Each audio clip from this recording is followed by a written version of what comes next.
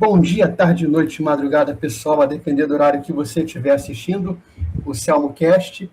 De novo com a Alex Leila, mais uma vez, a gente chama ela pela segunda vez, porque ela está lançando dois livros, ela lançou dois livros da última vez, dois diários, o Instantes Antigos e o Dias Impressos, e ela está fazendo parte também de um curso de criação literária. Ela está na parte de contos, se não me engano. Então, a gente vai falar com ela sobre isso. Bem-vinda, Alex. Muito legal ter aqui você de novo. Obrigada. Vamos falar dos seus trabalhos.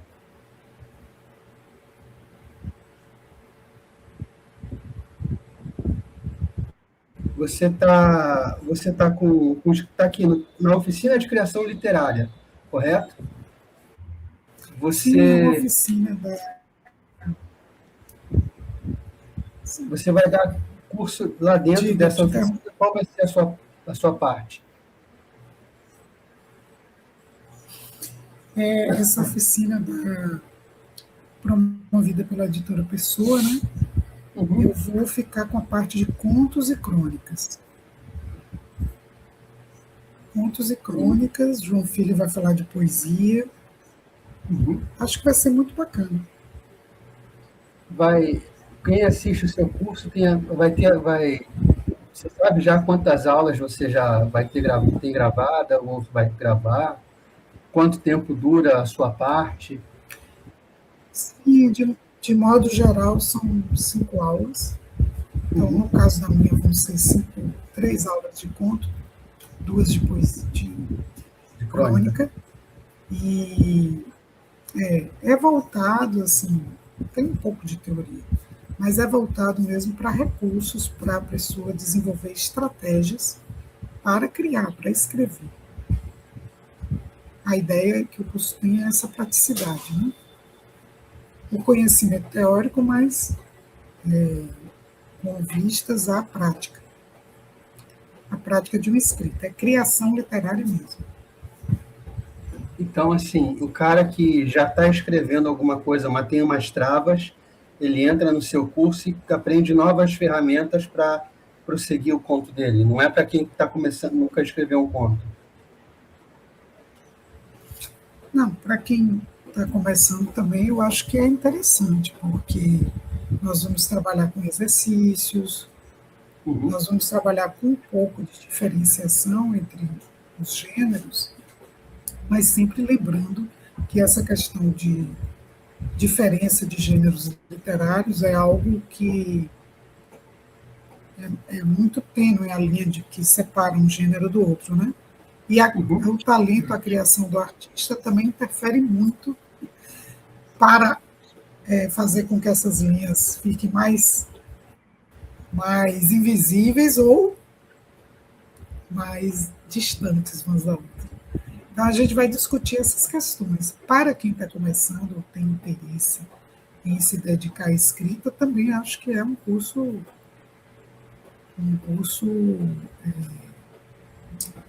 que vai servir, que vai ser útil, vai ter bastante função para a pessoa.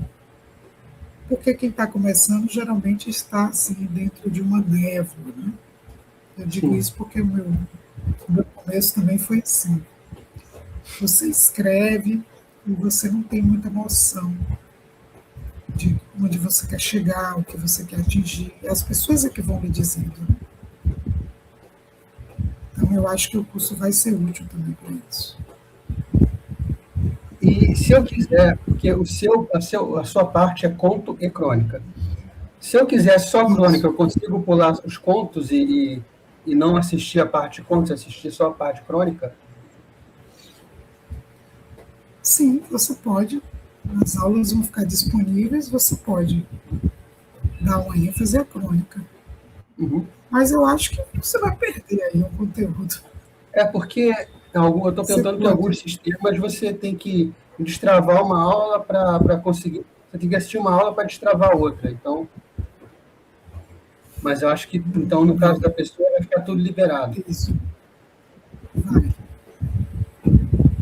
E vai acompanhar uns arquivos PDF de exercício, coisa do tipo? sim, vai ter exercício, vai ter feedback das produções das pessoas. Vai Uhum. ser um curso muito bacana. Eu gostaria Legal. de ter feito quando eu comecei. É, eu imagino que sim. E a parte do João, ele vai ministrar 5 aulas também? No caso dele, é todo dedicado à poesia. Obviamente com as variações da poesia, né? Poesia Sim, narrativa, sim. poesia lírica. É, beleza. Também há 5 aulas destinadas à poesia. É isso que. Ah, então vai ser. Eu imagino que vai ser uma coisa legal. A Pessoa é uma editora que eu tenho ouvido falar ultimamente. O pessoal tem elogiado. Tem um grupo de escritores que está se reunindo para lançar uma coletânea de terror, né? Acho que pela Pessoa. Sim, Vai ser interessante. Você não tá nessa coletânea, né? eu fui convidada, mas eu não tenho nada assim de terror, terror. Ah, Eu entendi. pensei até em algumas histórias que poderia entrar no terror psicológico. Nesse atual momento, eu não teria como me sentar para escrever um conto de terror. Entendi. Mas eu pensei em algumas histórias que poderiam entrar. Só que essas histórias estão num livro que já está com um contrato assinado com outra editora. Então, a outra Ah, editora teria que liberar para ser aí não publicado. fica Vamos ver, travado. quem sabe? Uhum. Vamos ver, É, de repente elas se entendem. vamos aguardar. Então, você está com esse curso, você tá, você me falou que em abril vai lançar um novo livro pela P55, aí em Salvador, Sim. e o João vai lançar outro livro também pela P55, é a editora das A cartinhas. P55, isso, eles têm uma coleção chamada Cartas Baianas, que eu acho que fez aí 30 anos, 20 anos, eu tenho que olhar direito isso. Eles fizeram uma comemoração, e aí eles decidiram convidar alguns autores que fizeram parte dessa coleção. Eu saí na coleção Cartas Baianas em 2009. Eu acho que João saiu em 2011, por aí. Eu saí com uma novela chamada O Sol que a Chuva Apagou, que é uma novela de um rapaz que está perdendo um grande amor e encontra outro, não esperava. E eu peguei um trechinho de uma letra da Legião Urbana, que é uma música chamada Giz, que fala justamente sobre isso, né? Esse processo de a pessoa achar que nunca mais vai amar, nunca mais vai se interessar, e de repente a vida lhe dá uma rasteira, né? A vida muda. E aí o conto é sobre isso. Na verdade é uma novela, 52 páginas, mais ou menos. Não é essa ediçãozinha que vem como se fosse carta, né? Tem alguma por aqui? Não, né, João? João Filho? Estou perturbando ele aqui, para ver se ele Opa, nem a pega. esposa do João Filho não consegue falar com ele, que dirá nós? E ele fica com fome. Você não quer pegar as cartas baianas para mostrar aqui? Então, aí a gente saiu, eu saí em 2009, ele saiu acho que em 2011 ou 2012, e eles então agora nos chamou de novo. E nos fizeram essa proposta, e eu vou sair com um livro de crônicas, são 9 crônicas. Eu sou uma cronista assim, muito bissexta, porque eu escrevo as crônicas e leio e começo a esculhambar. Não, isso aqui não presta. Não, depois de Nelson Rodrigues, você não pode escrever uma bobagem disso. Então, assim, eu sou muito dura com minhas próprias crônicas. E aí sobrevivem muito poucas. Eu tenho, por exemplo, de 1990 até hoje, eu devo ter em torno de umas 32 crônicas. Dessas 32, eu escolhi 9 que eu coloquei nessa antologia que a AP55 vai publicar. E João vai sair com um livro teve um período que ele inventou heterônimos, né? Aqui as cartas. A minha é esse aqui, é assim, né? Forma de envelope, você abre o envelope e aí você tem o livro. Muito legal. E esse é o meu, só que a chuva apagou. Olha o João Filho. Fala, João. Como é que tá a saúde, velho? Tudo bem, graças a Deus, tudo tranquilo. E o do João é? O do João é Ao Longo da Linha Amarela, que são contos. São 5 contos. Passados aqui no Rio? É a cara da criatura. Não. Porque aqui tem a linha amarela. Eu acho que em todo lugar tem linha amarela, né? Que é aquela linha que fica ao longo do asfalto. Não, porque aqui no Rio tem a linha amarela que liga, né? A Barra da Tijuca, eu acho. Ah, sim. Eu já peguei. Tem a linha vermelha e tem a linha amarela. Então, é uma coisa maravilhosa.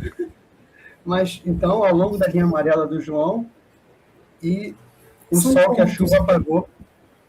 E, assim, Giz é uma música muito legal. Sim.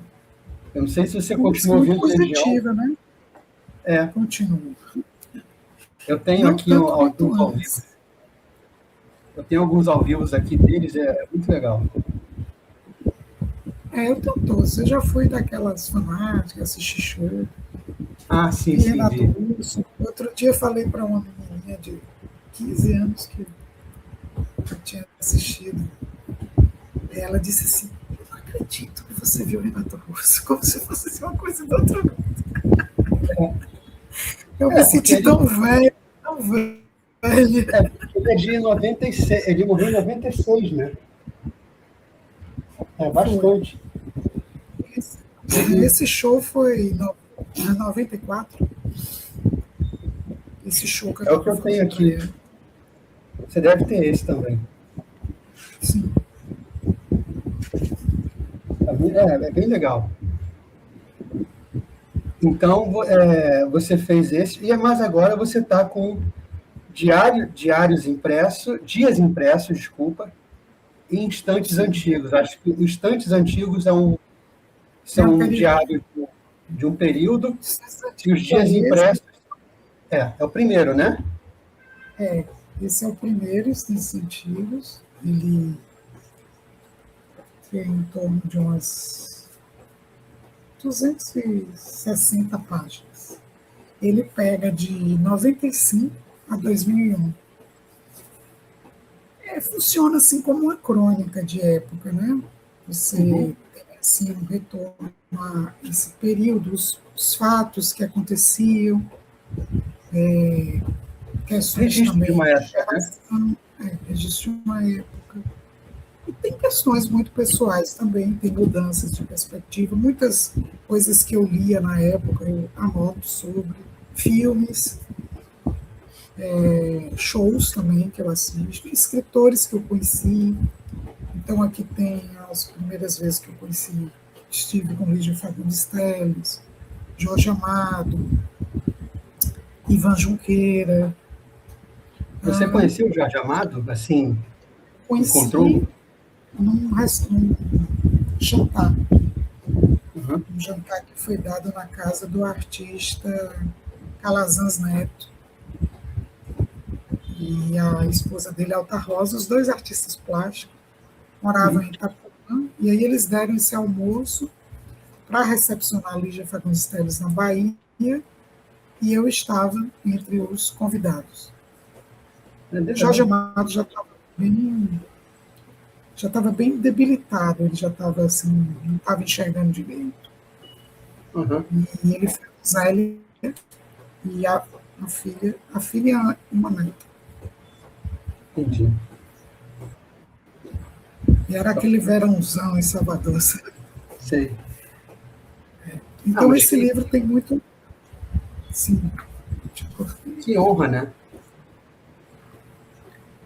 você foi poder conhecê-lo? E logo um tempo depois ele faleceu. Então esse livro marca muito esse período, né? Copa do Mundo, essas coisas todas, mudanças de coisas na cidade, e uma outra questão política, mas não é o foco do livro. E esse aqui é o Dias Impressos, que aí vai de... Que é o que se segue aos Instantes Antigos. Depois de Instantes Antigos. Aí ele é um pouco mais grossinho. O ano que ele acaba é 2008, não é isso? 2008. A gente está em 2021. Então vai ter mais. Eu estou viva, né? Aí continuo escrevendo diário. Exato. No próximo diário, por exemplo, vai ter essa quinta-feira aqui que eu falei com você e tal. Não, no próximo vai ser 2009 a 2015, aí depois vai 2016, de 7 em 7. Entendi. Estou fazendo. Mas pronto, assim, digitalizado, porque esses diários eu escrevi à mão. E a ideia de publicá-los veio disso, né? Não sei se eu já falei, mas veio disso. Eles começaram a mofar, Salvador é uma cidade muito úmida, e muitos começaram a desaparecer mesmo, assim, a depender da tinta, da caneta, do tipo de papel que eu escrevia. Eu não comprava diários, eu pegava agendas que as pessoas me davam, escrevia, podia ser cadernos. Entendi. E com o tempo isso foi ficando, ficou ruim, né? Então eu comecei a digitar, tirando apenas aquelas coisas que eu achava que dava um conto, dava um romance, podia gerar uma crônica. E aí João Filho falou, se eu fosse você, eu digitava tudo e depois fazia essa seleção, do que você ficar aí. Aí eu falei, pode ser. E comecei a digitar e comecei a sentir assim, verdadeiros reencontros comigo mesmo. Né? Então, entendi. Comecei a me surpreender também com várias coisas que a gente muda e com outras que não mudam nunca. Né? Nossa, eu já era assim, não sabia que eu já era assim. E não sabia, eu não me lembrava que eu já buscava isso. Está lá no diário, de 95, de 96. Eu tenho, na verdade, desde 90. É bastante. Mas eu não vou publicar porque eles são muito simplórios. Assim. E eu reclamo muito. Nossa, nunca pensei que eu reclamasse. Eu sou uma pessoa que reclamasse. Isso Quando aí você é mais novo, você é mais impaciente. Nossa, na adolescência, e assim, me achava também, né? Era de uma petulância assim, incrível. As coisas que eu escrevo de certas pessoas, eu digo, mas quem me deu o direito de dizer isso, de escrever isso sobre essa pessoa? Porque eu acho que tinha assim. Julgava muito e não aceitava quando era julgado. Então, esses eles estão digitados. E o suporte real deles, à mão, eu tive que jogar fora, porque muitos estavam assim, deteriorando. Eu sou alérgica também, né? Eu começo a espirrar. Então, eu digitei, um dia eu resolvo o que é que eu vou fazer com eles, e aí decidi fazer esse recorte a partir de 94. Brasil tetracampeão. Não, a partir de 95. Ah, tá. A partir de 95. Ah, não, 95. O Brasil tetracampeão está no meu diário 94. Inclusive, eu falo muito mal de Parreira, é um negócio absurdo. Assim. mas todo mundo falava mal de Parreira. Nossa, e eu registro isso, né? Retranqueiro. Aí, quando ele ganha, quando o Brasil é tetra, eu falo, por incrível que pareça, eu escrevo isso. Por incrível que pareça, o Brasil ganha. Mas ninguém acreditava no Brasil. Mas aí o Brasil vai crescendo. Isso era o sentimento da época. Eu me lembro. E se você pesquisar... Depois que ganhou, pronto, já era. Todo mundo comemorava, não era mais para estar escrevido isso. Tem um livro do Nelson Rodrigues que ele está lá reclamando porque no ano de 70 estava todo mundo xingando a seleção. A seleção de 70 saiu do Brasil debaixo de xingo, de reclamação, etc, etc. A gente é assim. Então, e eu lembro que o sentimento que a gente tinha com o Parreira era esse mesmo. Ninguém gostava do Parreira, que absurdo, não sei o quê. E deixa eu te perguntar uma coisa. Em que momento você acha que os seus diários deixaram de ser uma coisa mais íntima e passaram a ser literatura? Quando eu pensei em formato de livro, porque, obviamente, eu faço uma seleção, né? Esses dois que foram publicados, eu fiz uma seleção, coisas assim muito datadas, muito pessoais eu digo que não tem que não transcende o seu cotidiano, né? Que não tem nada a acrescentar ao outro. Entendi. Eu tentei não ficar fazendo curiosidades de mim, esse tipo de literatura que não me interessa. Curiosidades acerca de uma pessoa geralmente só vai interessar a quem a rodeia. íntimo. Exatamente. E talvez quem é íntimo nem tenha mais esse interesse, porque já pressupõe, já sabe, já. Né? Mas, assim, sempre pensando nessas questões que pudessem, assim, por exemplo, às vezes, questões muito. Eu descobri que eu anotava sonhos e mais sonhos. E sonho é uma coisa muito chata de você ficar lendo sonho de outras pessoas. Eu não gosto quando alguém me conta sonho. Eu acho chato.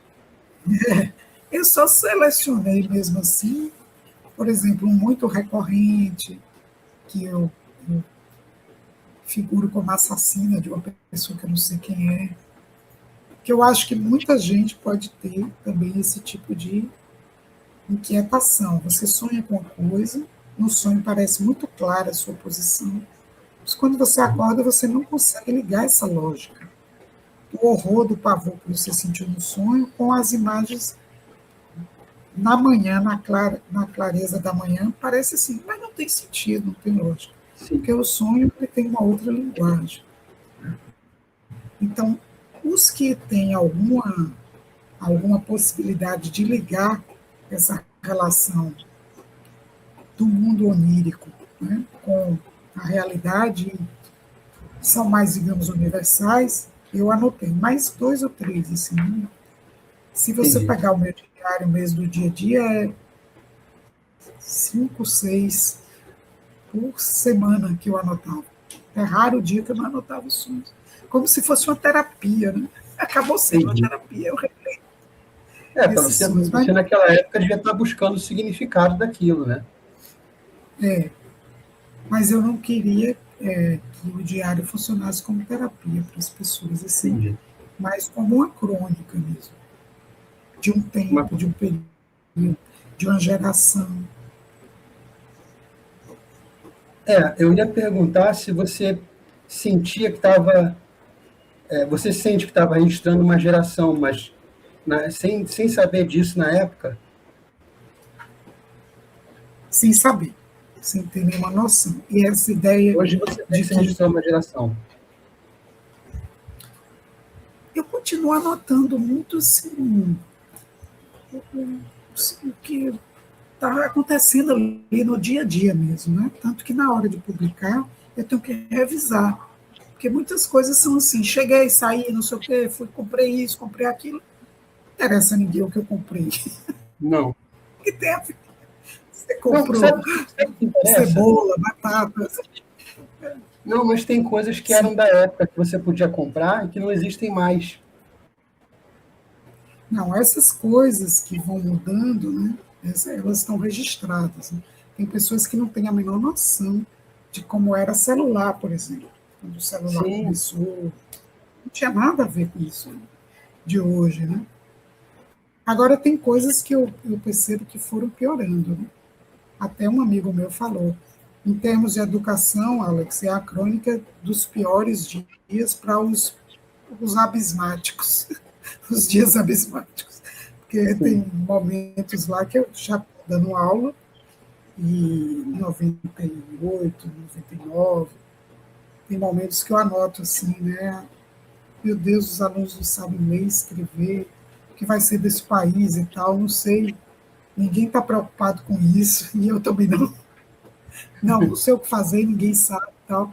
Aí, esse amigo falou, e só piorou, né, de lá para cá. Eu falei, Só piorou. só piorou. Exatamente o problema que a gente está passando. O que você fica mais surpresa quando você relê esses períodos? Eu fico surpresa como a gente vive assim uma cegueira. O país como um todo vive assim envolto numa cegueira. As coisas não mudam. Ou se mudam muito pouco. Não a ponto da gente sentir essa mudança na nossa vida, no nosso cotidiano, no dia a dia. As poucas coisas que eu registro mesmo sobre eleições, políticas, até questões políticas que acontecem, escândalos, você está vendo tudo repetir, né? tudo acontecer de novo. E nos lugares ali onde eu estou vivendo, né? Porque a gente vive sempre em bolhas, né? Então, nas bolhas ali onde eu estou vivendo, que é educação, universidade, eu sempre dei aula para o ensino universitário, e você vai percebendo, assim, parece que as pessoas vivem uma cegueira. Né? Isso me, não é que me espanta, mas isso me deixa chocada, assim, no sentido ruim da palavra. Entendi. Vocês estão chocados. Você... Mas Diga. Sim. Não, pode dizer. Você fala de confronto cultural, de um estilo musical subindo e outro caindo ao mesmo tempo nesses diários? Você tem essa percepção? Nos textos antigos, eu não gosto. Eu tenho uma... Parece que travou aí minha imagem, né? Você está me ouvindo? Eu estou te ouvindo. Você não estou vendo a sua imagem travada, mas a voz está perfeita. Para mim também está travado, não sei o que foi. Enfim, mas continua? Pode continuar, estamos ouvindo. Então, eu não gosto de axé music. Eu estava no período que a axé estava na ascensão, mas não era aquela ascensão inicial que começou, mas já no momento em que ela dominava todos os shows, né, todo o mundo musical mesmo da Bahia, e que o tipo de música que eu gostava, que era o rock nacional, precisava de uma dependência mesmo. Para fechar shows na Bahia, tinha que necessariamente fazer a dobradinha entre, digamos, a Banda Beijo e o Paralamas abria para a Banda Beijo. Uhum. O resto da noite toda o show era da Banda Beijo e o Paralamas fazia ali um show de 2 horas. Eu estou dizendo os Paralamas porque eu gostava muito e fui a muitos shows deles.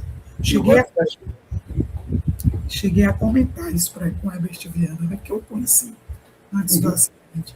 E falei para ele, eu detesto a Axé Music e tal, e vocês só vêm aqui com a Axé Music. Aí ele explicou, né, que para eles era um contrato maravilhoso, eles não corriam risco nenhum, e não precisavam se preocupar com nada, não precisavam botar dinheiro nenhum, eles vinham mesmo como convidados, cachê fechado, e também era um desafio tocar para aquele público que não era necessariamente o público do Paralamas, podia ter pessoas ali que gostavam. do Paralamas, mas não era o público rotineiro que iria, por exemplo, uma Concha Cruz que assistiu Paralamas. Eu entendi as razões dele, mas eu continuava detestando. Né? Eu também não consumo. E para mim, se você pegar os diários que eu não publiquei, que são os do final dos anos 80, 87 a 94, eu fui a muitos shows, em Concha Acústica, em Aracaju, em Maceió, onde eu morei, né? E peguei muitos shows de rock, Vitória da Conquista. E naquele período o rock nacional dominava, e era lotado, assim. Shows de Legião Urbana era sempre um problema para chegar, para ficar, porque tinha os punks que faziam aquelas rodas, Sim. passar fogo, né? E às vezes eu me lembro que uma vez eu perdi meu relógio, quebrei uma unha. Porque eles começavam aquela rodinha, quem estivesse perto se ligava. Assim. Você tinha que ser Sim. porque eles faziam uma clareira assim, no meio do show. E os shows da Legião Urbana eram sempre muito lotados, muito lotados. Pelo menos aqui no Nordeste, que eles vinham com muita. Não, mas acho que em todo lugar é lotado assim. Eles vinham muito pouco aqui. Então, quando vinha, era aquele terror. Né? E para sair também era uma loucura. Quando não tinha briga, violência, essas loucuras todas. E então eu vi assim, ginásios em Aracaju, lotados. Ginásio onde acontecia um jogo de futebol, até existiam muitas pessoas que condenavam esse tipo de utilização dos ginásios, dos estádios, porque também destruía tudo. Né? Diziam que o campo de futebol demorava muito a voltar a ser razoável para se jogar depois de um show de rock. E aí depois, nos anos 90, foi caindo. E eu escrevo isso no Diário de Instantes Antigos. Eu falo, para quem como eu, parecia que o mundo estava se acabando nos shows dos Paralamas, Trans, Legião, ver essa realidade que era aquela, né, que eu falei há pouco, das bandas de rock necessitarem de uma dobradinha com bandas de axé para poder tocar. Eu não sei se isso acontecia em outros lugares do Nordeste, mas na Bahia, não só em Salvador, Feira de Santana, Conquista, Ilhéus, todos os lugares dependiam dessa relação. Né? Eram produtores daqui que estavam produzindo as bandas de axé e os convidavam para abrir os shows. Entendi. E aí eu acho que eles tiveram aí uma sobrevida, né? Nos anos 90, 2000, quando as pessoas, em termos de massa, não estavam mais consumindo tanto. E também coincide com aquele problema do como é que eu posso dizer? Que a indústria musical mesmo começa a decair. E você tem ali os CDs, daqui a pouco já não é mais nem CD, já é tudo baixado, download e tal. Então a indústria musical começou a cair, os shows passaram a ser a maior e mais segura fonte de renda dos artistas. Né?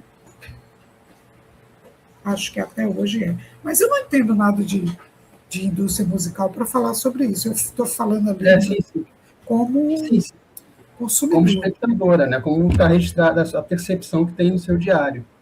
Exatamente. Alex, deixa eu tentar fazer uma coisa. Como a gente está gravando, eu vou remover você do palco e te chamar de volta. Peraí. Para ver se melhora. Deixa eu... Voltando aqui, então, deixa eu perguntar para você. Se alguém jovem lê hoje o que você acha que vai ser mais estranho para uma pessoa jovem de hoje lendo seus diários? Pergunta difícil. Um pouquinho. Eu tenho, não sei se é pretensioso dizer isso, mas eu percebo assim uma renovação de público, no meu caso, né? Que é quando eu comecei a publicar, tinha um público específico que se interessava mais pelos temas, né? Que escrevia muito sobre relacionamentos que não eram muito comuns. Tem muita dupla, casal homossexual nos meus textos. Tem um romance que fala sobre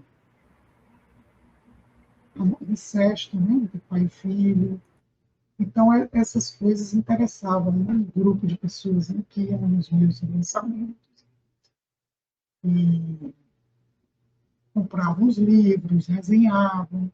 E essas pessoas, já há algum tempo, por questões da vida e muitos também por questões políticas, pararam de frequentar os lançamentos, comprar livros.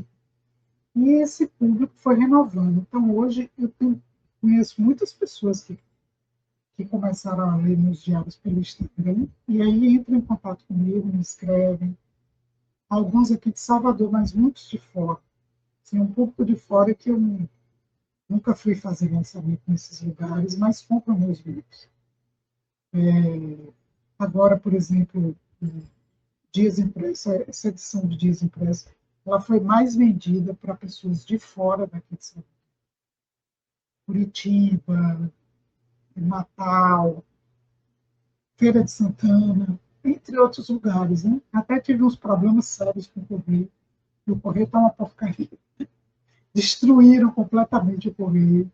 Então, tem livros que foram comprados em janeiro, que a pessoa está recebendo agora. Isso para a gente é péssimo, sabe? Porque a pessoa ficou naquela expectativa, e eu sou leitora, eu sei como é. Quando você quer comprar,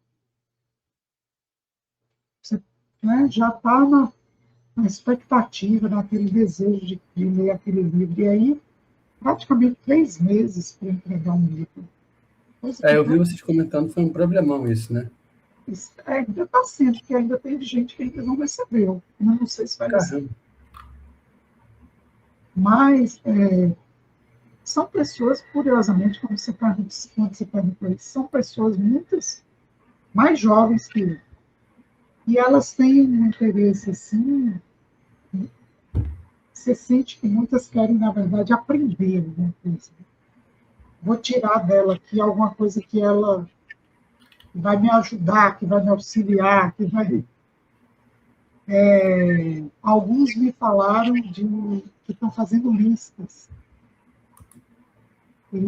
de filmes, listas de livros que eu comento nos livros. Caramba, que legal. E eu nem me lembrava que eu lia tanto. Assim. É tão no cotidiano da gente essas coisas, mas realmente é um período que eu ia muito ao cinema 4, 5 vezes. E, obviamente, que se você vai muito ao cinema, você assiste também muita coisa. E eu reclamava horrores. Tem pessoas que vêm me falar disso, né? Nossa, por que o filme ruim afetou tanto esse seu dia? Você reclama tanto e não sei.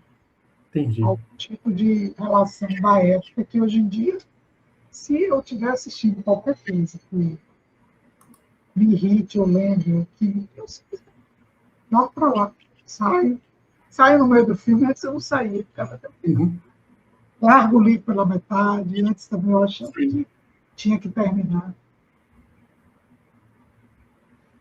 Você. Não me lembro de ninguém que chegou assim e disse. Eu fiquei muito surpreso com isso. Eu vejo mais assim as pessoas com uma certa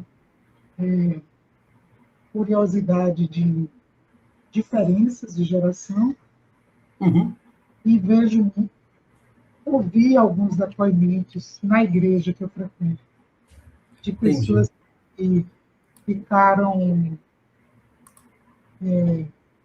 felizes porque, segundo elas, o romance e os diálogos traçam um perfil de um buscador, né?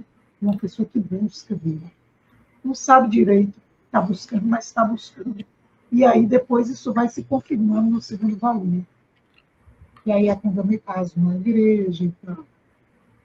E No caso, assim, essas pessoas estão me fazendo ver a mim mesma como uma personagem. Eu me afastei de mim para me ver como uma personagem. Coisa que não fazia parte dos meus planos. Entendi. Você foi muito impactada pela morte do Renato Russo? Muito. Esse impacto está descrito com os feitos antigos. 96, né? 11 96. de outubro de 96. No meu caso, foi uma experiência muito complicada, porque não foi assim, olha, Renato Russo morreu. A gente vinha desconfiando que ele estava doente. Uhum. Tinham rumores, apesar de que muitos jornalistas defendem essa ideia de que ninguém sabia, e quem sabia foi feito um pacto para não dizer nada. Não é bem verdade. Alguns fãs, eu me correspondi com um outro fã chamado Francisco Lima, de Brasília, e ele também já tinha ouvido falar, e a gente dizia, não, mas isso não vai acontecer, com certeza não. A gente não queria, quando saiu o disco Tempestade, ele ainda estava vivo, quando a gente ouviu a Via Láctea, a gente viu que tinha alguma coisa errada. A voz estava diferente.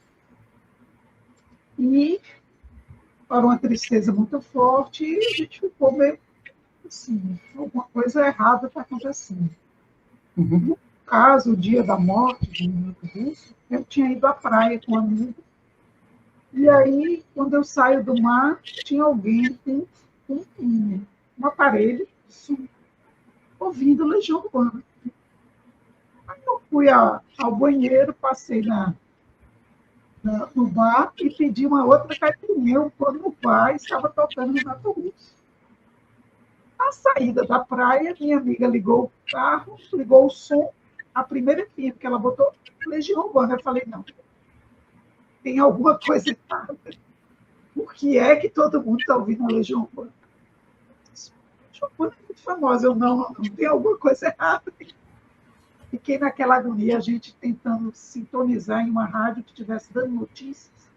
Uhum. Só que as rádios não davam notícias. Estavam dando música no intervalo. E as músicas, Legião Urbana. Eu disse, não, tem alguma coisa errada. Tem alguma coisa errada. E, de repente, ela sintonizou lá. O cara estava terminando a música da Legião e o locutor falou assim, pois é, gente, esse dia triste, não consigo acreditar. Renato Russo, não pode ser, não pode ser. E botou outra música da Legião. Eu falei, meu Deus do céu, não acredito. Aí ela falou, o que é isso? Como é que uma pessoa fala uma coisa dessa? Se for uma notícia, que essa minha amiga é jornalista, se for uma notícia, não é dessa forma que se dá uma notícia. E se for uma brincadeira, completamente estúpida. Aí ficamos procurando, e eu já com o coração. Sim. Na época, assim, já. Não tinha celular para ver, né? O chão não existia celular. E eu acho que existia aqueles grandões, mas que só gente que tinha dinheiro, que tinha, sabe? Se não me engano, foi em 94, final de 94, 95. Eles popularizado mesmo, foi para o final de 99, 2000, que aí todo mundo aí já tinha seu celular. Que apenas ligava e mandava torpedo. Não tinha essa coisa de hoje, de gravar, essas coisas. Mas, enfim, a gente ficou tentando sintonizar, ela chegou, me deixou na porta de casa. Quando eu cheguei, estava sem energia o meu prédio. Aí eu tive que subir eu morava no primeiro andar, com o coração já para sair pela boca, literalmente, não só emocionalmente. Quando eu abri a porta de casa, minha irmã mais nova estava se acabando de chorar. Aí pronto, né? Foram uns 5 dias sem querer ver ninguém. De luto. De luto. E também tinha aquela coisa, né? Quando você tive depois, obviamente, para a faculdade, eu fazia letras, né? Estava terminando o curso. E aí, quando você ia, que as pessoas percebiam que você estava assim, faziam piadinhas, né? Porque brasileiro não é nem um pouco solidário assim, nessas horas. Não era seu parente, nem nada. Então, assim, eu me lembro de uma colega que disse, você está com City? E eu fechei uma cara para essa moça. Até hoje ela fica. Porque você não queria ouvir piadinha do Renato. Pois é. E eu ouvia muitas. Mas interessava, porque é um período assim que você estava muito voltado para mim mesmo. Né? Nada. A morte dele só foi uma aceleração desse processo. Mas eu já era assim. Não queria saber de nada, ninguém. Tudo era muito eu. Vivia muito Sim. ali dentro. E ele era uma peça muito importante desse mundo. Então, acho que por isso também o luto. Né? E o luto, a reação da gente assim, é muito também a reação com a nossa própria morte. Né? A própria condição humana. A condição humana é assim. Isso está em Gilgamesh, se você. Assim, o texto mais antigo literário que nós temos. A epopeia de Gilgamesh, né? O texto. E lá já tem essa revolta dele com a morte. No caso, ele se revolta porque os deuses são imortais e os humanos são mortais. Ele acha isso injusto. Deixa eu perguntar outra coisa. Então, você sentiu bastante o Renato e a vinda de artistas como Morrissey no Brasil, naquela época. O que significou para você? Para mim foi uma apoteose, né? Eu nunca tinha visto. No primeiro show que ele veio sem muita produção, porque assim, eu assisti outros turnês que todos que vieram para o Brasil eu assisti. Então, essa primeira foi 2000, abril de 2000, vai fazer agora muito tempo. Tem um barulho aí, né? Um barulho. Não, foi mal, é o meu mouse, mas diga. Ele faz barulho de rato, né? Assim. Dá para ouvir. Desculpa. Mas, então, foi impactante, né? Para mim, o Morrissey teve outros assim que o seu diário mostra que foi forte para você? Eu acho que Morrissey foi mais forte. R.E.M. eu vi no Rio de Janeiro. No Rock in Rio. Acho que foi Rock in Rio 3. Mas aí o R.E.M. eu já trabalhava, já tinha renda, podia pagar meu ingresso, comprar um bom voo. Foi tranquilo. O problema maior de Morrissey, na época de que Morrissey veio, é que, embora ele tenha vindo sem grandes produções, ele veio ao Brasil e ele fez shows. Um em Porto Alegre, um em Curitiba, 2 em São Paulo e um no Rio. E eu tinha que ir no máximo que eu podia. E, na época, eu era bolsista de... Eu fazia mestrado na UFM, tinha uma bolsa. E dava as aulinhas particulares, tinham que ser escondidas, porque não podia. Hoje em dia, o bolsista pode ter outra renda, mas na época não podia, você perdia a bolsa. E eu estava no processo de inscrever. E estava juntando dinheiro também para morar sozinha, no quarto sala. Já tinha comprado televisão, tinha comprado geladeira, fogão. Sei que quando o Maurício veio, as passagens eram muito caras. Nesse período, era como hoje. Era muito difícil viajar. As passagens eram um carnê que você comprava e era um investimento. Depois você podia vender para outra pessoa. Sim. Enfim, aí eu fui comprar essas passagens, eram muito caras. Aí eu vendia geladeira, fogão, aí tinha hotel. E eu queria ir. Eu só consegui ir em Curitiba e 2 dias em São Paulo. Isso tudo já era muito caro. Então, tinha hotel, tinha um monte de coisa. E aí eu vendi isso, vendi um dicionário, até hoje eu sinto falta desse dicionário. Cara, mas a lembrança do show valeu a pena pelo dicionário? Ai, nossa, briguei com uma amiga que ia me hospedar, aí depois tive que pagar mais hotel ainda. Olha, foi uma confusão enorme. Olha, mas memória, para mim foi assim, entrar num planeta, sabe? Eu acho Sim. que não só eu olhava para as pessoas e eu ouvia, assim, era gente chorando, era gente assim, está- estado, parado olhando para ele. Né? É Eu porque o mesmo, Morrison tem tudo a ver com o Renato, né? sim. Ah, eu encontrei, inclusive, o, o Road de Renato, o último Road, que era o Reginaldo. Todos os fãs da Legião Urbana conhecem porque foi uma figura importante, assim, e foi Road de Renato durante os últimos anos. E aí eu reconheci no show de Morrison. Eu estava tão inebriada que eu fui lá e dei um abraço. E Renato ia gostar daquele, nossa, ele ia subir nesse palco. Eu falei, ele ia subir, agarrar o Morrison, eu ia ajudar, aí eu ia botar ele. Isso Foi é uma muito coisa legal. para a gente, assim. Era muito bom. A segunda turnê, aí Morrison já estava numa gravadora boa, já veio com uma mega banda, já é uma mega produção de luzes, de tudo. Os músicos também eram melhores.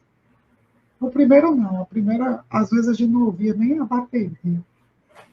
Eu me lembro Uhum. de estar com amigos assim, que foram tudo fanático, tudo ensandecidos. Gente Eu que queria ter bateu. visto nessa época. Muito show legal, eu imagino. Deixa eu perguntar uma coisa. Você demonstra ter uma cultura intensa, né? Assim, uma, uma formação cultural, quero dizer. Você tinha essa consciência nesse período que a gente está falando, de Renato, Morrison, etc. Você Não, tinha.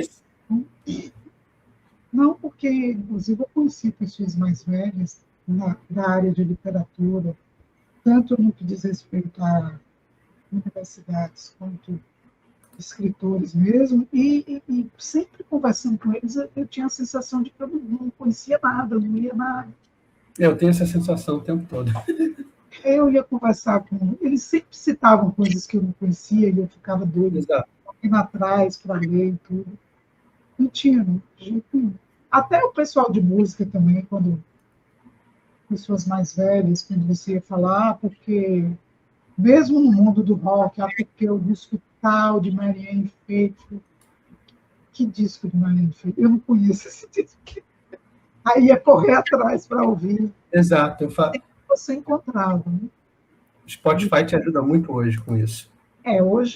Hoje não tem acesso quem não quer. Embora eu tenho visto, não com muita frequência, mas erros no Spotify como sei, eu não assino o Spotify. Mas no YouTube eu vejo às vezes esses erros. Uma determinada música não tem imagem da pessoa cantando, é um vídeo que o próprio fã fez, e o É. fã coloca lá, vou falar especificamente de um que vi, coloca lá assim, Cilla Black cantando tal música. Aí você olha, você começa a ouvir, gente, aqui não é de Cilla Black. Eu tenho absoluta certeza que aqui é Cindy Shaw. Não é possível. Alguém tinha que corrigir, ninguém corrigiu. E está lá, Uhum. assim. Né? Então, hoje também tem isso. Algumas vezes eu pego alguns alunos, vêm falando, eu digo, não, isso aí não é Legião Urbana. Professora, não, é uma pessoa imitando. É. É, Renato? Não, Renato, você era bem único. Que momento, Alex, você se deu conta, assim, agora, você se descobriu como escritora, você se deu conta, peraí, eu sou escritora? Foi quando você lançou o seu primeiro livro? Foi quando você começou a escrever uma primeira obra? Olha, para ser sincera, eu só senti isso mesmo quando eu li textos de pessoas que estavam já no mercado literário e que escreviam infinitamente piores que eu. Aí, ao ler, eu dizia, não, eu sou essa pessoa, então eu sou escritor. E isso ficou, obviamente, só para mim, porque o mercado em si, desse tipo de descoberta, né? Mas, em termos assim, de vida, de biografia, a gente vai escrevendo e uma outra pessoa que vai lendo, vai dando suas opiniões. Então, em Bom Jesus da Lapa, ali por volta dos meus 15 para 16 anos, tinha um jornalzinho chamado Mandacaru, e essas pessoas que faziam Mandacaru, todos eram envolvidos com literatura e música. Uhum. Então, eu me propus a escrever lá para eles sobre ecologia, que a gente era muito neurótico nas árvores, não podia mexer numa árvore, tocar numa árvore, e a gente odiava o prefeito, esculhambava o prefeito, que hoje, na verdade, foi um dos melhores. Uhum. Na época a gente não tinha essa dimensão. E aí eles perguntaram se eu escrevia, eu tem uns poemas.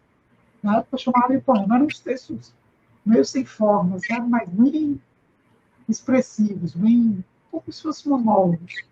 Uhum. E aí, quando eu mostrei, nossa, mas você poetiza, mas vamos publicar. E aí ficaram impressionados que fizeram uma edição especial só para os meus textos. Que legal. Eu devia ter uns 16 livros. E aí a cidade toda começou a falar. Até hoje eu sou a filha de Orlandinho, porque meu pai é muito conhecido na cidade. Ele teve durante uns 48 anos, ou mais, acho que uns 70 anos. Ele teve uma farmácia, Farmácia São José, uma farmácia muito centralizada, assim, na Avenida Cristã. E sempre foi aquela pessoa que você podia bater lá na porta de casa, ele abria a farmácia para vender remédios, de noite, fosse domingo e tal. Então, Orlandinho da Farmácia São José, todo mundo conhece. E eu, a menina de Orlandinho, qual delas? Porque são três, né? Uhum. Aqui Aqui escreve. sou eu. Até hoje é assim. Comecei a ser aí a partir da minha adolescência. Alguma coisa que você lia na época dos estantes antigos ou dos dias impressos, alguma coisa que você lia nesse período aparece nas suas obras, de alguma forma? Eu acho que sim. Eu tinha umas obsessões assim, com tragédia, com Genet, muitos autores gays, homossexuais, não necessariamente gays, porque gays têm uma história com identidade e tal, mas autores homossexuais. Uhum. E eu sempre tive esse, não sei se pode chamar de hábito, mas sempre tive essa questão de ler alguma coisa e querer complementar, modificar. Gosto disso e disso, mas não gosto daquilo. Desde criança. A primeira vez que me disseram que eu escrevia foi uma professora. Eu reescrevia muitas historinhas. Acho que eu já devo ter contado isso para você. Uhum. Uma delas era a história da Cerezinha. Eu tinha uma verdadeira obsessão com essa história. Então, eu reescrevia a Cerezinha, anotava tudo igual, e quando chegava em algumas partes que eu não gostava, eu mudava. Aí eu mudava o lápis, por exemplo, eu vim escrevendo com lápis de uma cor, eu escrevia com outra, para eu saber que aquela parte ali eu que estava botando, era inventado. E foi uma professora que falou para mim, então você faz o seguinte, você esquece a parte que já está lá no livro e começa a escrever, começa a desenvolver daqui de onde você mudou. Deu um incentivo. Professora Rosa. Hoje me lembro. Eu devia ter uns 9 anos, eu já, obviamente, já tinha sido alfabetizada há algum tempo. E eu falei, mas aí vai ser uma história que não existe. Como é que vai ficar isso? Uma história inventada. Ela falou todas as histórias. Sim, exato. Bem foi. Todas foram inventadas. A criança pensa nessas coisas. As melhores histórias foram as inventadas, né? Mas criança acha que as coisas existem por si, né? As reais é que são as piores. Se a pessoa não tiver Você, talento para transformar aquela história real, né? Que é uma coisa que muita gente não entende. Muita gente chega e fala, eu vou te contar a história do meu pai. Você vai escrever um romance. Só que essa pessoa fica frustrada, muitas vezes, de saber que não vai acontecer isso.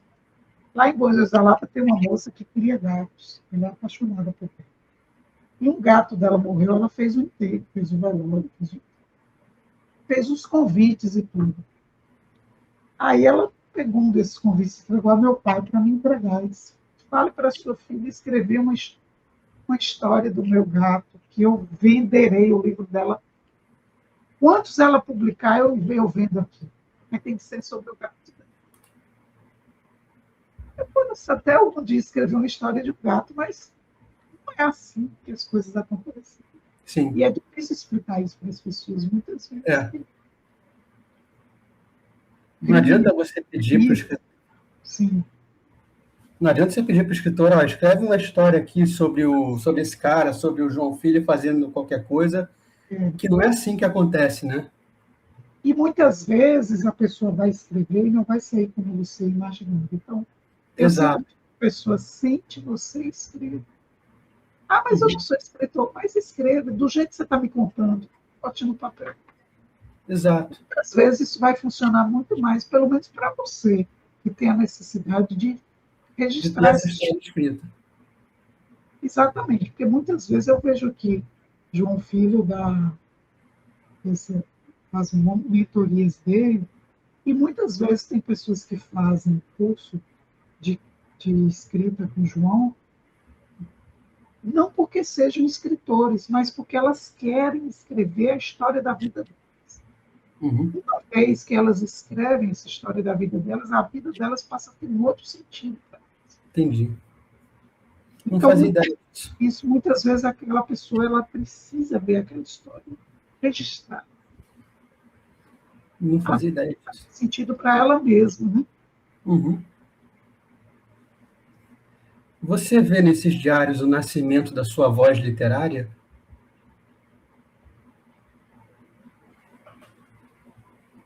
Sim, eu vejo uma escritora que vai amadurecendo, né?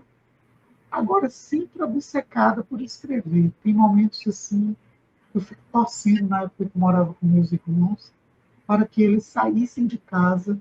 Quando chegava em casa e não tinha ninguém, para mim era uma alegria imensa. Pronto, então, dia que não tem aula, não tem isso, dia de escrever. Aí passo a escrever. E hoje eu tento me lembrar do que era que eu estava escrevendo nesse período. Com tanta obsessão. Assim. Uhum. Eu acho que minha voz foi mudando de uma voz assim muito ensimesmada mesmo.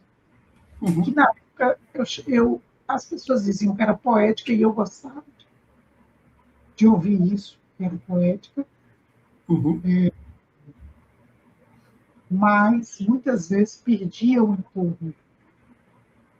Eu quero dizer com isso, não em torno de sentido de descrição de ambientes, mas perdia o foco narrativo, o foco assim, o que realmente você estava falando, vai se embriagando pela a beleza das palavras, o grau de metafórico que cada frase, cada palavra pode gerar. E perdi o sentido da história? Não chegava a perder o sentido, porque a história estava em segundo plano.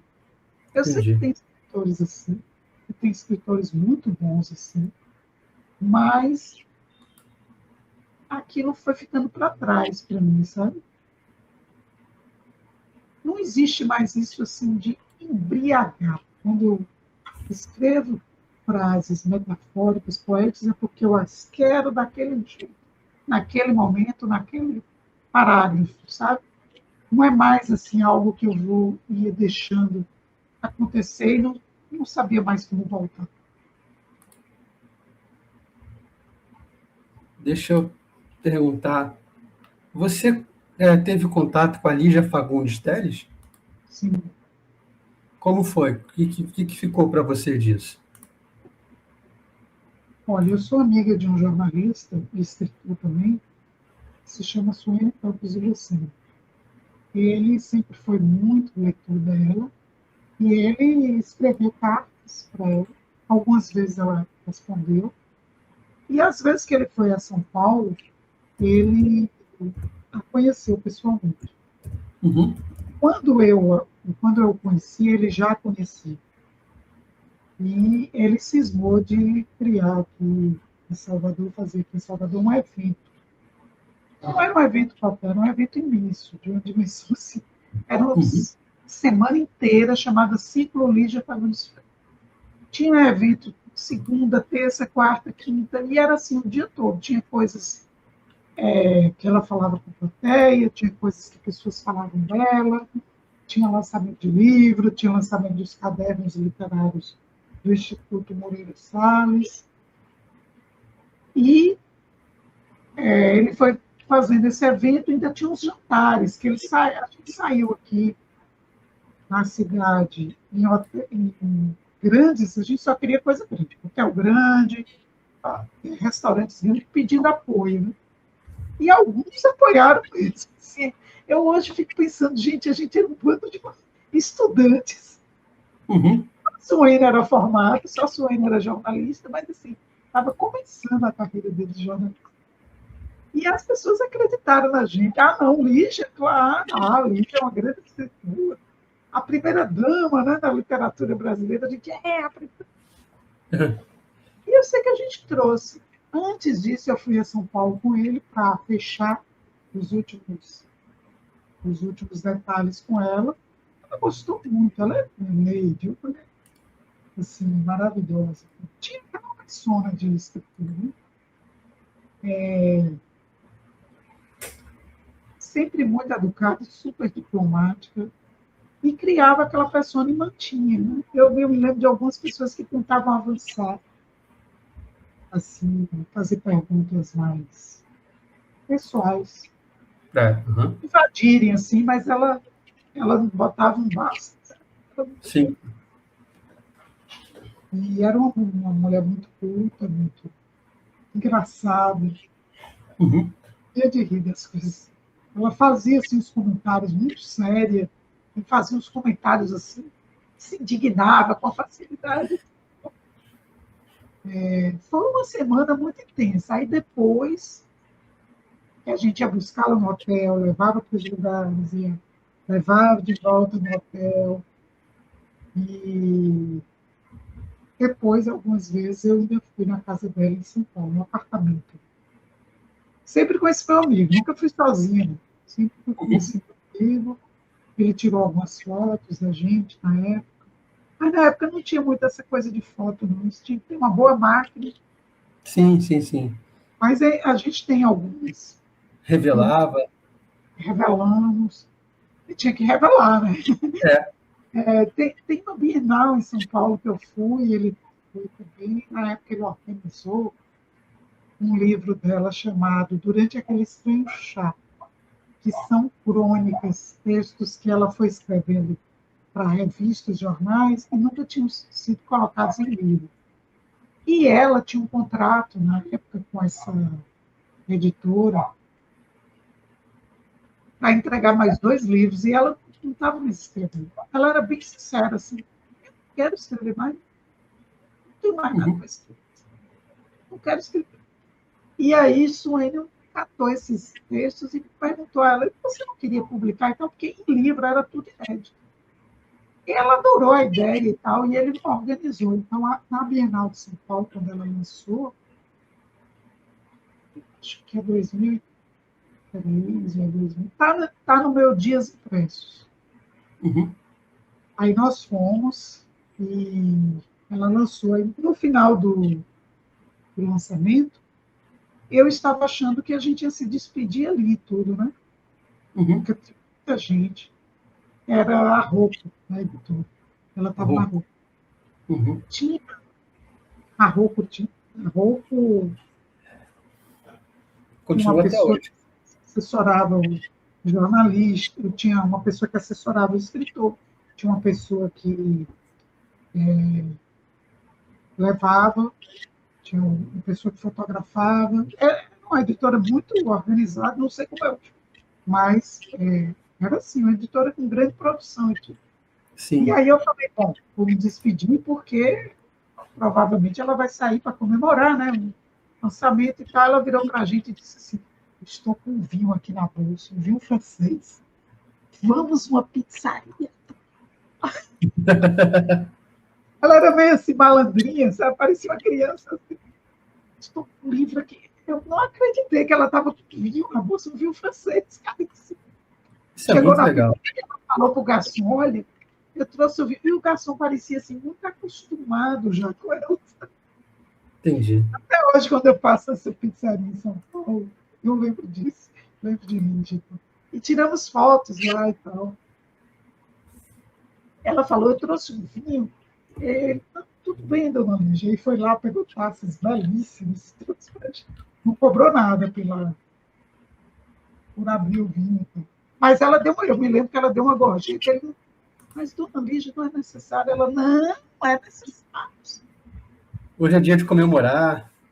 É. Mas eu achei interessante porque nós éramos muito jovenzinhos mesmo, sabe? Uhum. O mais velho era Suênio, que não deveria ter 30 anos, né, nesse período. E ela preferiu sair com a gente. Despediu lá das pessoas, tal, tinha assessor no meio. Preferiu sair com a gente. E ela gostava da companhia da gente. Ela ficava fazendo perguntas. Vocês fariam, vocês posariam nu, que tinha um fotógrafo na época, que veio para o Brasil, e ele é um fotógrafo conhecido, só que eu nunca me lembro o nome dele. Depois jogo no Google, vejo e torno a esquecer. Ele botava as pessoas assim no chão, peladas, todas nuas, e tirava fotos, como se fosse assim, uma massa humana, sabe? Sim. Ele ficava, mas as pessoas passam por isso, tudo misturado, não é? Eu digo, pois é, pessoas que não se conhecem. Ela ficava assim, o olho desse também. Vocês ficariam? Eu não. Isso é... E ela estava sempre ligada nessas coisas, sempre vinha com essas pesquisas. E com... Quando o Lígia estava falando ou escrevendo, ela é desses raros escritores que fala como escreve. Ela tinha isso é aquelas muito... mesmas pontuações do livro, dos Isso é muito livros, legal. das histórias dela. Eu me lembro de uma vez que ela contou um crime que aconteceu num restaurante chamado Gato que Ri, que é um restaurante tradicional de São Paulo. Por sinal, excelente restaurante italiano. E eu fui lá e tudo. E aí, quando falei que fui lá, ela começou a contar essa história. E eu ficava olhando assim, sabe isso é real? Ela está um conto dela que ela ainda não escreveu, que ela escreve, fazia uma ênfase assim, parava, nos olhava e continuava. Entendi. E você teve encontro com o Jorge Amado, né, que você falou, e acho que com a Zélia Gattai também, mas eles já estavam bem velhinhos, né? Zélia estava ótimo, mas Jorge estava mal. Inclusive, como eu te falei, logo depois ele foi internado. Ele foi internado, Ele faleceu. não estava mais enxergando, porque tinha os livros que pediram para ele autografar. Até hoje eu não entendi muito bem isso.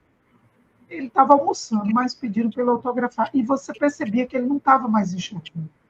Entendi. Eu demorei de entender isso, que ele não estava enxergando. Porque ele ficava meio assim, eu pensei, ele está deprimido e tal, doente.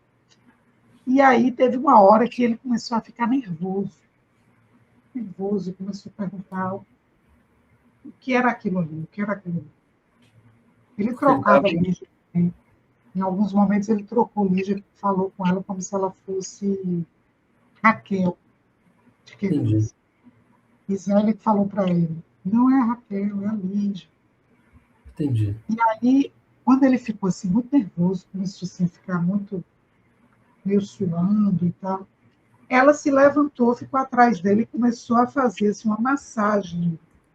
Para ele ficar calmo. E ele fez assim, é você, Zélia? Ela, sou eu, meu amor. Aí ele ficou mais calmo, assim. Tanto que a gente estava com uma amiga que ela começou a chorar. A gente foi para o banheiro e ela, gente, eu não estava preparado para esse amor deles. Ela tinha uma história, assim, que o amor não existia. E que era uma invenção, uma ilusão, uma coisa da indústria cinematográfica de Hollywood. E aí começou a chorar no banheiro. Estava preparado, você viu, eles se amam. Eu falei, criatura, a gente está no moço. Se contém. E vamos para a sala. E vão perceber que a gente veio para cá para focar. Entendi. Mas eu gostaria de. Eu fiquei pensando assim, que para ele devia ser muito difícil, né? Um homem intelectual e criativo, assim, muito intenso que ele foi. E aí, nesses momentos, a doença, né, está debilitada, também a privação de algum sentido, isso deve ser muito doloroso para qualquer ser humano, Isso é ruim para qualquer pessoa. para qualquer pessoa. Para quem vive do intelecto, deve ser pior ainda. Deixa eu te perguntar, esses encontros fizeram você ficar mais confiante como autora? Mexeu a visão da sua carreira de alguma Não, forma? mais confiante, não. Pelo contrário. Ficava assim, Você se encontra dois gigantes, né? nunca Você se você, sente diminuído. nunca você como guia, nunca você como Yajimar.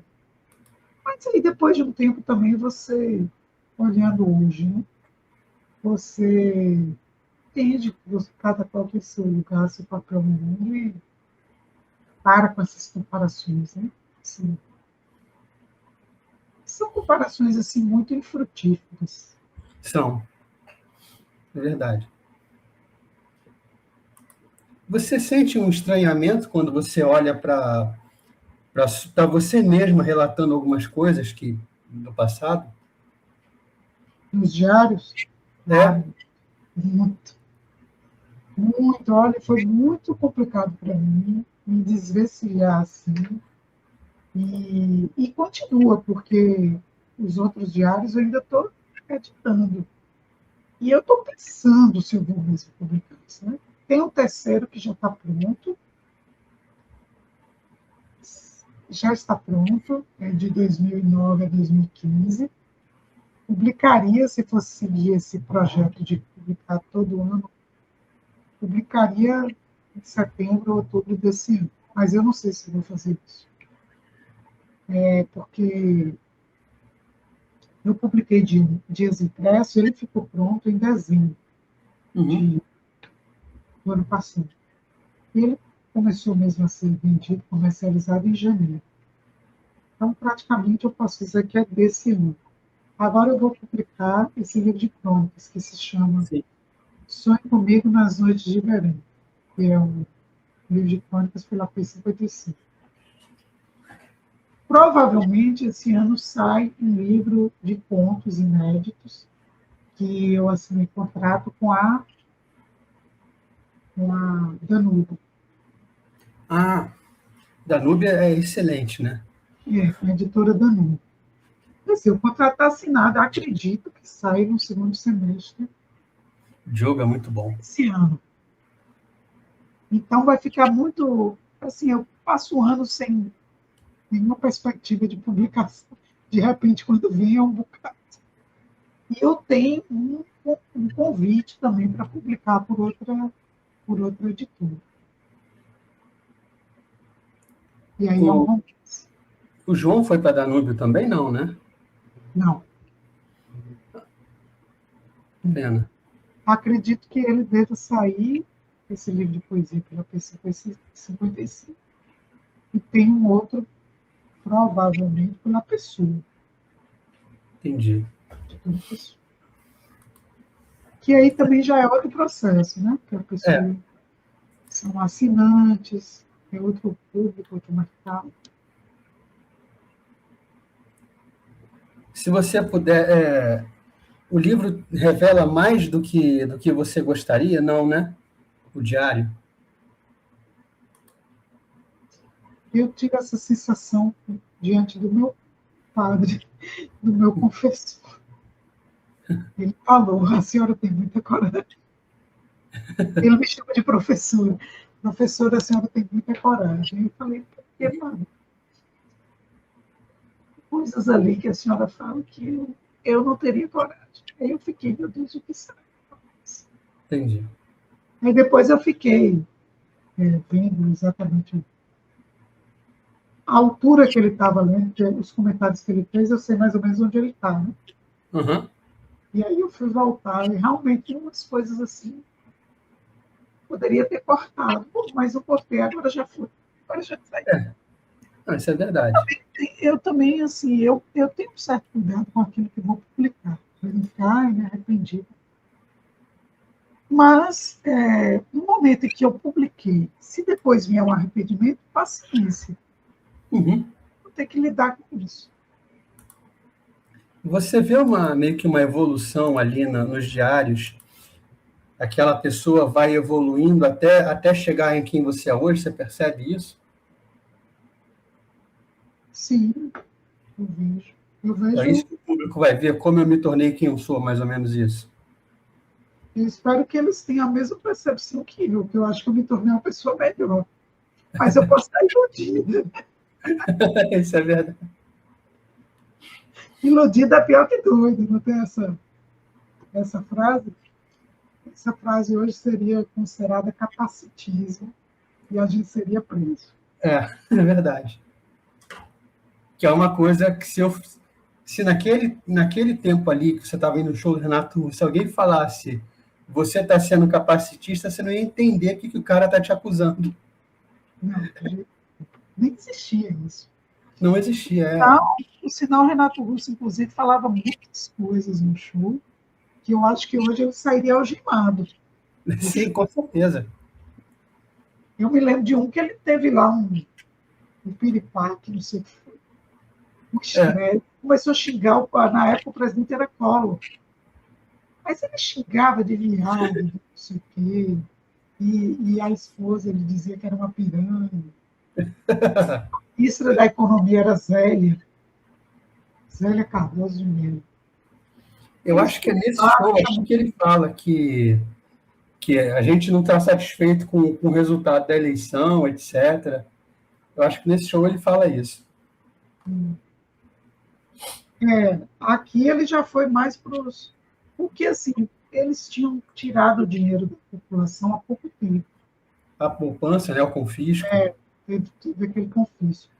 E aí, por um lado, o Brasil ficou quebrado, sem dinheiro, né? Mas, por outro, o show, a Legião teve que fazer show, porque ficou sem dinheiro. Sim. Então, eles só vieram para cá, porque eles estavam sem dinheiro. Então, tem o seu lado bom aí, cola, né? Acho que nisso ele não pensou. Mas outras pessoas assistiram em outros lugares e diziam, nossa, que ele repetiu isso, só que ele piorou, acrescentando isso. Até terminar essa turnê, ele já tinha tirado tudo que era palavrão, coisa, e já foi jogado nesse governo. Imagino. Zélia Cardoso tinha uma história que estava noiva de um ministro do próprio Collor. Sim, acho que era Bernardo Mello, uma coisa assim. Uma coisa assim. Bernardo, Enfim, era Mello também? Tinha um monte de Mello. Não lembro. Mas, enfim, eu sei que foi uma época terrível. Até hoje eu gostaria imensamente de escrever um romance sobre esse período. Porque eu vi, assim, famílias se separarem, pessoas fugirem do Brasil para ir trabalhar como... Alex, a gente não tem obras. A gente não tem muita obra retratando esse período. Eu vi, assim, muitas pessoas quebrarem comércio, gente morrer porque estava com cirurgia marcada e o dinheiro foi tirado. Não existia esse serviço público que tem hoje, né, nos hospitais. Até hoje não é essa percussão. como alguns gostariam de que fossem, e vivem dizendo, né? Sim, Mas geralmente são pessoas que não frequentam o SUS que falam tão bem de lá. Mas na época era pior ainda. é, E, e muitas pessoas foram impossibilitadas de sacar o dinheiro. Tinha que entrar sim, na justiça, a justiça sempre muito lenta, né? Para quem não tem é, recursos. Ela só é ágil para quem tem recursos ou ideologia. exato. Ideologia que interessa. Então, eu vi muitas pessoas se suicidarem. Tem casos em Banjos da Lapa de pessoas que se mataram. Ficaram desesperados e se mataram. Sim, foi um período terrível. Foi. Muita gente saiu do Brasil, muita gente. Lavar, lavar banheiro, lavar prato, qualquer coisa dava mais dinheiro do que ficar no Brasil. Tem aquele filme de Walter Salles Júnior, que é um pedaço dele se passa nesse período no Brasil, mas depois ele muda o foco e vira uma história de contrabando em Portugal. É terra Uhum. estrangeira. Terra estrangeira. Tá certo, Começa, Alex. Diga. começa muito bem, mas depois vira uma história assim, de aventura, de Ah, sim, é. Eu agradeço demais pela sua participação, por você estar aqui. Próximos livros, você volte, e você sempre venha, tá? Você, ao contrário do João, sempre venha. Então, agradeço demais e obrigado mesmo por ter vindo e por ter falado dos dias impressos dos estantes antigos. Que, aliás, eu acho que eu inventei a obra. um prazer todo meu, e eu quem agradeço Obrigado a mesmo. oportunidade de falar do que a gente escreve, né? É, Foi uma maravilha. Deus o obrigado abençoe. mesmo. Hã? Obrigado a você. Deus o abençoe e obrigado a você. Deus abençoe vocês também. Deixa eu concluir a gravação aqui.